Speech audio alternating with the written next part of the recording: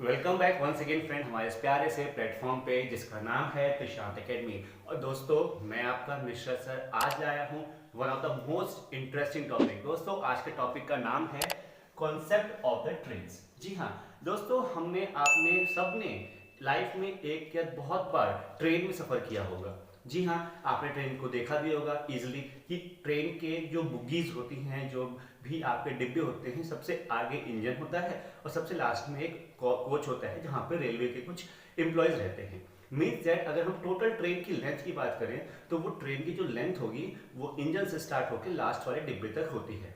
ठीक है दोस्तों, ये तो होगी बात ट्रेन की। दोस्तों अगर हम ट्रेन की एक और कॉन्सेप्ट की बात करें, दोस्तों ट्रेन जब चलती है तो उसकी एक निर्धारित स्पीड भी होती है। ठीक है, और ट्रेन जब चलती है तो रास्ते में बहुत सारी ऐसी चीजें भी आती है जिसको वो क्रॉस भी करती है ना। दोस्तों आज हम जो ट्रेन के कॉन्सेप्ट के बारे में पढ़ने जा रहे हैं, हम उसमें यही सीखेंगे कि आखिरकार ट्रेन जो है वो कौन कौन सी मेजर चीज़ों को क्रॉस करती है, कितने टाइम लेती है, किस स्पीड से क्रॉस करती है। सो दोस्तों यही सारी चीज़ें होती हैं जिसको हम इस कॉन्सेप्ट में पढ़ेंगे। दोस्तों मैं आपको बता दूं कि जब ट्रेन क्रॉस करती है तो चाहे वो टनल को क्रॉस कर रही हो, ठीक, चाहे वो प्लेटफॉर्म को क्रॉस कर रही हो, ठीक, प्लेटफॉर्म को, टनल को या ब्रिज को, ठीक, या आपका कोई और चीज है, लेकिन साथ में इसके वो इलेक्ट्रिक पोल जो होता है, जो रेलवे लाइंस के, जो रेलवे ट्रैक के पैरेलल में कभी कभार इलेक्ट्रिक पोल भी सिचुएटेड होते हैं, तो उसको भी क्रॉस करती है ट्रेन। ठीक है, या किसी एक मैन को भी क्रॉस करती है। फ्रेंड्स आप देख रहे होंगे कि मैंने ये तीन चीज यहां लिखी है लेकिन ये दो चीज नीचे लिखी है। लेकिन दोस्तों इसको लिखने का मेरा यही एक उद्देश्य है कि मैं आपको ये बता पाऊं कि जो भी ट्रेन इन तीन चीजों को क्रॉस करती है, टनल, प्लेटफॉर्म और ब्रिजेस को, दोस्तों इसकी जो भी लंबाई होती है, जो भी जिसका एक स्पेसिफिक लेंथ होती है, वो दोस्तों हम उसको कंसीडर करते हैं। लेकिन जब हम बात करते हैं पोल की और मैन की, दोस्तों जो इसकी लेंथ होती है as compare to the train, इसकी लेंथ को हम नेग्लिजिबल मानते हैं, बहुत छोटी लेंथ होती है। फ्रेंड्स देखिए, आप कोई भी इंसान होगा, इसके ये दो पैर हैं, ठीक, ये, ठीक, यहां से इसके बाद यहां पे, इसके बाद वो ऐसे करके इंसान खड़ा है, ठीक। तो दोस्तों इतना डिस्टेंस ये कवर कर रहा है, तो इसकी ये डिस्टेंस, और ट्रेन तो बहुत बड़ी होती है तो वो डिस्टेंस के कंपैरिजन में बहुत छोटी होती है। सिमिलरली अगर हम पोल बनाएं तो पोल भी दोस्तों इतना ही होता है, तो ये डिस्टेंस और ट्रेन की लेंथ बहुत नेग्लिजिबल मानते हैं। ठीक है, तो इसलिए दोस्तों इन दोनों की जो लेंथ होती है हम क्या कंसीडर करते हैं, जीरो कंसीडर करते हैं। ठीक है तो फ्रेंड अगर टनल की लेंथ बात करें तो एल टी, ठीक, प्लेटफॉर्म की एल पी और ब्रिज की एल बी। दोस्तों ये तो आपकी बात हो गई, हमने जिस चीज को ट्रेन क्रॉस कर रही होती है उसकी लेंथ बात हो गई, और यहाँ पे इन सब की लेंथ को क्या मानते हैं हम, एल जीरो मानते हैं। ठीक है, अब फ्रेंड्स अगर बात करूं मैं पर्टिकुलर ट्रेन की बात करूं, दोस्तों यहां मैं आपको लिख देता हूं कि ट्रेन की लेंथ को हम ऑलवेज एल कैपिटल टी मानेंगे ताकि आपको कोई कंफ्यूजन ना हो। ठीक है, यहाँ पे टनल स्मॉल टी है और ट्रेन जो है वो कैपिटल टी है। ये तो बात होगी दोस्तों आपके लेंथ के बारे में। अब देखिए मैं आपको ये बात बता दूं कि अगर ट्रेन किसी समथिंग को क्रॉस करे तो कुछ टाइम भी लेती है। ठीक है, अगर ये टनल, प्लेटफॉर्म या ब्रिज को क्रॉस करती है तो कुछ सेकेंड्स या कुछ मिनट्स कवर करेगी। ठीक है, तो दोस्तों वो टाइम भी हम कंसीडर करते हैं, जो टाइम क्या होगा, ठीक है, टाइम दोस्तों सेकेंड में भी हो सकता है और आवर में भी हो सकता है। ठीक है, वैसे अगर प्रैक्टिकली देखा जाए तो कभी इतना बड़ा ना प्लेटफॉर्म होता है, ना टनल होता है, ना ब्रिज होता है कि उसको आवर्स लग जाएंगे टनल को क्रॉस करने में। बहुत रेयर चांस होता है, बहुत बड़ा ब्रिज हो गया तो, या बहुत बड़ा टनल हो गया तो, लेकिन वो कुछ सेकेंड्स में ही क्रॉस करती है, क्योंकि ट्रेन की स्पीड जो होती है, अगर मैं स्पीड की बात करूं फ्रेंड्स, जो ट्रेन की जो स्पीड होती है वो स्पीड अक्सर टू वैरायटीज की होती है। एक होता है किलोमीटर पर आवर और एक होता है मीटर पर सेकेंड में। देखिए फ्रेंड्स, जब भी ट्रेन की स्पीड को हम बात करते हैं तो दो कंडीशंस होती हैं, किलोमीटर पर आवर और मीटर पर सेकेंड्स में। ठीक है, अब देखिए बात आती है कि हमें कभी कभार ऐसा भी होता है कि जो ट्रेन की स्पीड्स है वो किलोमीटर आवर में देगी और लेंथ जो है चाहे तो वो मीटर में देंगी, या टनल की जो लेंथ है वो किलोमीटर में देंगी। दोस्तों ऐसे कंफ्यूजन्स आते हैं, तो उस टाइम हमें क्या करना होता है, उस टाइम बेसिकली हमें ये करना होता है कि जो भी मेजरमेंट्स दिए हैं क्वेश्चन में, हम सारे मेजरमेंट्स को एक यूनिट में लेके आए। मींस दैट सारी मेजरमेंट्स को एक स्पेसिफिक यूनिट्स में लेके आए। तो वो सारे सारे जो मेजरमेंट्स होंगे वो जब एक यूनिट में आएंगे तो क्या होगा, आपको क्वेश्चंस को सॉल्व करने में इजीली आसानी होगी।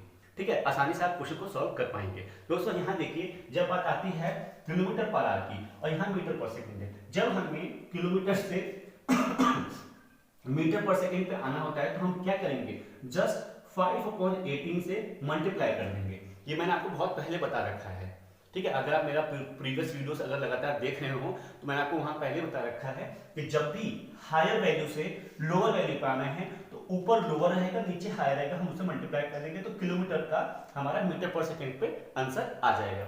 ठीक है, जब यहाँ बात करते हैं ये लोअर वैल्यू है मीटर पर सेकंड और हमें आना है किलोमीटर पर आवर में, जस्ट हम क्या करेंगे 18/5 से मल्टीप्लाई कर देंगे। दोस्तों ये कॉन्सेप्ट होता है जब हमें किलोमीटर से मीटर में आना होता है। दोस्तों ये क्या है, एक जस्ट एक वो है यूनिट कन्वर्जन है। ठीक है, और स्पीड जो ट्रेन की होती है फ्रेंड्स वो इस ऐसे ही कॉन्सेप्ट पे होती है। फ्रेंड्स अब मैं आपको ये बात बताऊंगा कि जो ट्रेन होती है वो तो टनल, प्लेटफॉर्म या ब्रिज को तो क्रॉस कर रही होती है या पोल या मैन को क्रॉस कर रही होती है, लेकिन कभी कभार ऐसा भी होता है, अक्सर होता है, कभी कभार क्या अक्सर होता है कि जो ट्रेन है वो अनदर ट्रेन को भी क्रॉस कर रही होती है, वो दूसरी ट्रेन को भी क्रॉस कर रही होती है।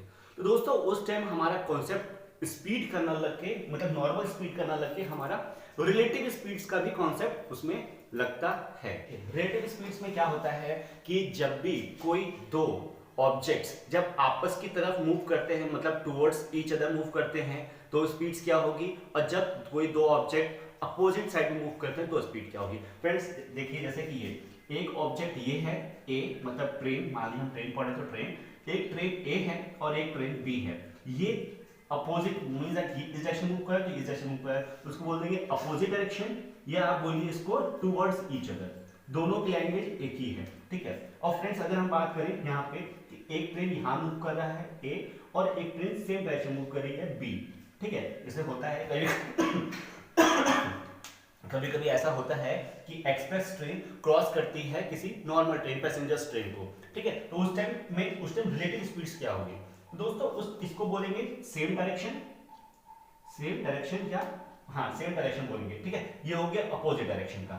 ठीक है फ्रेंड्स, अब देखिए इसमें क्या होगा कि ट्रेन ए की भी एक सर्टेन स्पीड होगी और ट्रेन बी की भी एक सर्टेन स्पीड होगी। यहाँ पे भी क्या होगा, ट्रेन ए की सर्टेन स्पीड होगी और ट्रेन बी की भी सर्टेन स्पीड होगी। तो फ्रेंड्स इसमें हम क्या करेंगे, जब भी कोई ट्रेन अपोजिट डायरेक्शन में मूव कर रही होती है, ठीक है, एक इस डायरेक्शन में आ रही है, एक उसके अपोजिट में आ रही है, अपोजिट डायरेक्शन मूव करती है तो रिलेटिव स्पीड दोस्तों ये समअप हो जाता है, ये हो जाएगा स्पीड ए बी, ये सम हो जाएगा, दोनों की स्पीड का सम हो जाता है। और जब सेम डायरेक्शन मूव कर रहे हो दोस्तों तो इसका हम लेते हैं डिफरेंस, ये हो जाएगा ए बी। अब दोस्तों वहां पे आपको ये देखना होगा कि दो कौन सी स्पीड बड़ी है, बी बड़ी है या ए बड़ी है।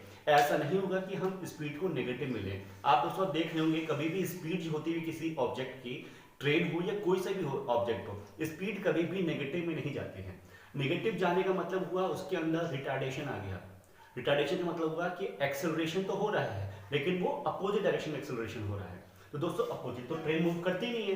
कभी ऐसा होता है क्या कि अगर स्टेशन ए से उसको स्टेशन बी जाना है तो स्टेशन बी ना जाके स्टेशन जेड जाए ए के पीछे, नेगेटिव तो जाएगी दोस्तों। इसीलिए हमें ये देखना होगा कि कौन सी स्पीड किससे बड़ी है, उससे हम इसको डिफरेंस करेंगे, जस्ट डिफरेंस करना है इसमें, और कोई महाभारत कुछ नहीं करना। ठीक है दोस्तों, ये बात होगी आपकी रिलेटिव स्पीड का कॉन्सेप्ट। अब मैं आपको कुछ मोटे मोटे इसके कॉन्सेप्ट्स बताने वाला हूं कि कैसे हम ट्रेन के क्वेश्चंस को हैंडल करते हैं। देखिए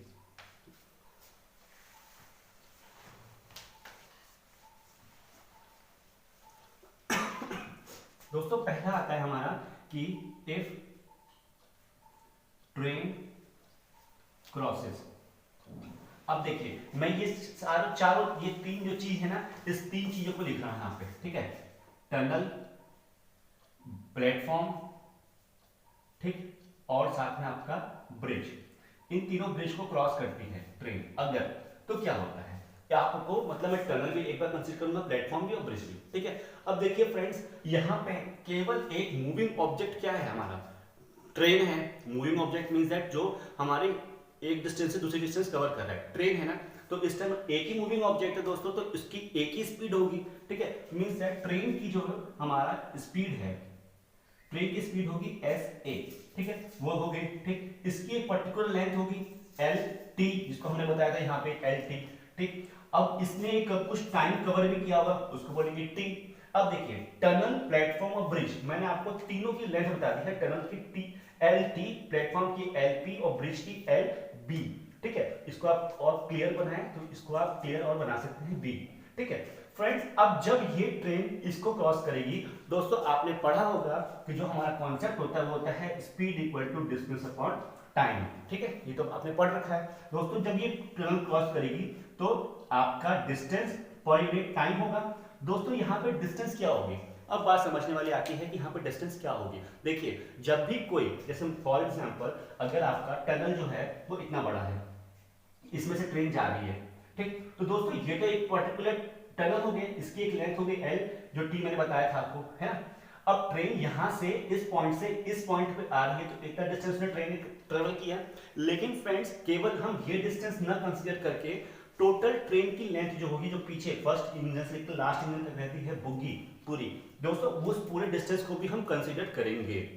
ठीक है, क्यों? क्योंकि जो आखिरी बंदा है ट्रेन का, जो आखिरी बुग्गी में बैठा हुआ है, वो भी तो इस प्लेटफॉर्म या टनल को क्रॉस कर रहा है, अब वो भी तो एक ट्रेन का ही पार्ट है।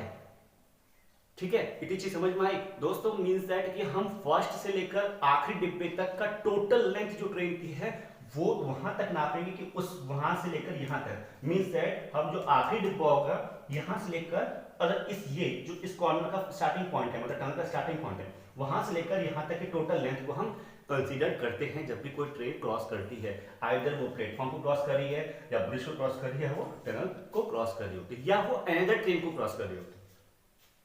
सारी चीजों में हम टोटल लेंथ को कंसीडर करते हैं। ठीक है, अब देखिए यहाँ पे क्या होगा कि यहाँ पे पहले ट्रेन की लेंथ आ गई, प्लस यहाँ पे इसकी स्पेसिफिक टनल हम प्लेटफॉर्म कंसीडर करते हैं। ठीक है, फिर प्लेटफॉर्म की आ गई और हमने मान लिया टी। ठीक है, यहाँ पे चीजें आपको समझ में आ गई। अब देखिए इसका फॉर्मूला क्या होगा, एस ए। ठीक, अब यहाँ पे आपका प्लेटफॉर्म है तो एल पी कर दीजिए, ब्रिज है तो एल बी कर दीजिए, और खुद आपका वो है क्या नाम है टनल है तो एल टी कर दीजिए। ये चीज समझ में आ गई।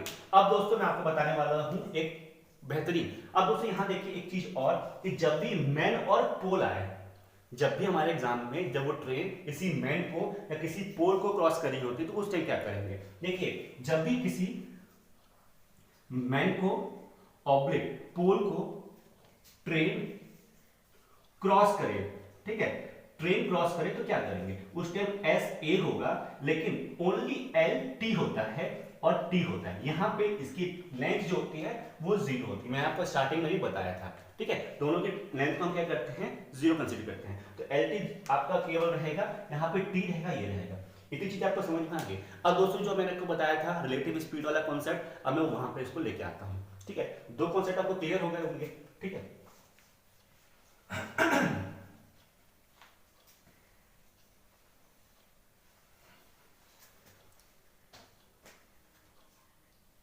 if train crosses another train।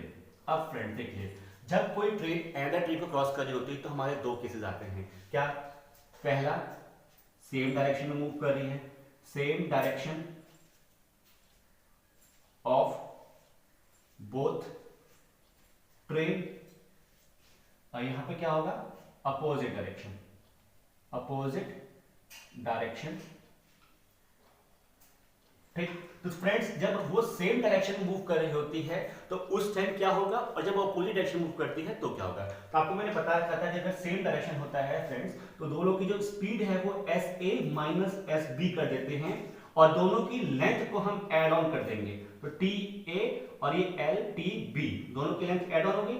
ठीक है, और साथ में हम एक स्पेसिफिक टी टाइम वो कवर करती है। ठीक है, दोनों की लेंथ हमने ऐड ऑन कर दी और एक स्पेसिफिक टाइम उसने कवर किया, और रिलेटिव स्पीड में सेम डायरेक्शन हम क्या करते हैं, यहाँ पे मैं लिख दूं, सेम डायरेक्शन क्या करते हैं, सब्सट्रैक्शन करते हैं। ये चीज क्लियर हो गया आपको। और फ्रेंड्स अगर मैं आपको बताऊं कि ये अपोजिट डायरेक्शन में क्या करेंगे, मींस दैट अपोजिट डायरेक्शन में क्या करेंगे, तो फ्रेंड्स उसमें क्या करेंगे, ये दोनों की स्पीड क्या हो जाएगी, प्लस हो जाएगी। ठीक, और यहाँ पे एल टी रहेगा ए और एल टी बी रहेगा, और साथ में एक स्पेसिफिक टाइम। मींस दैट इसमें कुछ नहीं है, कोई कॉन्सेप्ट चेंज नहीं है, इसमें जस्ट आपका सब्सट्रैक्शन होता है, इसमें आपका एडिशन होता है। तो आप ये मान के चलिए कि अगर सेम आएगा तो same direction means that S, तो एस से आता है हमारा सब्सट्रैक्शन और अपोजिट में तो ऐड हो ही गया। ठीक है, लेंथ दोनों की ऐड कर दी हमने और जो स्पीड है बस उसका देखना है आपको कि यहाँ सेम मींस सब्सट्रैक्शन, यहाँ अपोजिट मींस एडिशन। दोस्तों ये छोटी छोटी चीजें होती हैं जब एग्जाम में हमें आती हैं, तो अगर हमें कॉन्सेप्ट क्लियर है, हमारी सारी बेसिक्स क्लियर हैं, तो हम डेफिनेटली उस टॉपिक पे एक अपना हौसला बुलंद कर सकते हैं। ठीक है, बेसिक आपको मैंने आपको सारी चीजें बता दी कि ट्रेन में क्या क्या हो सकता है। ठीक है, यूनिट कन्वर्जन आपको बता दिया कि किलोमीटर से मीटर या मीटर से किलोमीटर पर आवर में कैसे आएंगे। ठीक है, साथ में मैंने आपको बता दिया कि इस टनल, प्लेटफॉर्म, ब्रिज या अनदर ट्रेन की लेंथ को हम क्या कंसीडर करेंगे। ठीक है, स्पीड भी बता दिया कि जब वो सेम डायरेक्शन में क्रॉस कर रही होती हैं या अपोजिट डायरेक्शन में क्रॉस कर रही होती है तो कैसे कंसीडर करेंगे। मैन या पोल की लेंथ को जीरो कंसीडर कर दिया, मैंने बता दिया आपको वो कैसे कब और क्या करते हैं उसका साथ। ठीक है दोस्तों, ये सारी चीजें कॉन्सेप्ट आपका सिंपली एक ही फॉर्मूले पे बेस्ड है, speed equal to distance upon time.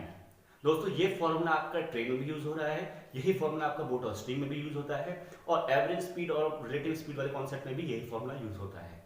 ठीक है, तो आपके सिंगल एक फॉर्मूले से आपके 3 टॉपिक क्लियर हो रहे हैं। ठीक है, तो दोस्तों मेरी आपसे एक ही रिक्वेस्ट है कि आप इस टॉपिक पे जितना हो सके उतना क्वेश्चंस लगाइए, जितना हो सके उतने क्वेश्चंस की प्रैक्टिस कीजिए, और अगर आपको कुछ भी डाउट आता है तो प्लीज मुझे कमेंट सेक्शन जरूर मेंशन कीजिए, यहाँ सर ये डाउट आ रहा है तो मैं आपको वो डाउट जरूर क्लियर करूंगा। ठीक है, और फिर भी अगर आप कुछ और एडिशनल टॉपिक पे वीडियोस चाहते हैं तो प्लीज हमें कमेंट जरूर करें, और हमारा जितना हो सके इस वीडियो को लाइक करें और जितना हो सके अपने फ्रेंड सर्कल में जरूर शेयर करें। ठीक है दोस्तों, मिलते हैं नेक्स्ट वीडियो में एक धमाकेदार सेशन में, तब तक के लिए टेक केयर, बाय बाय।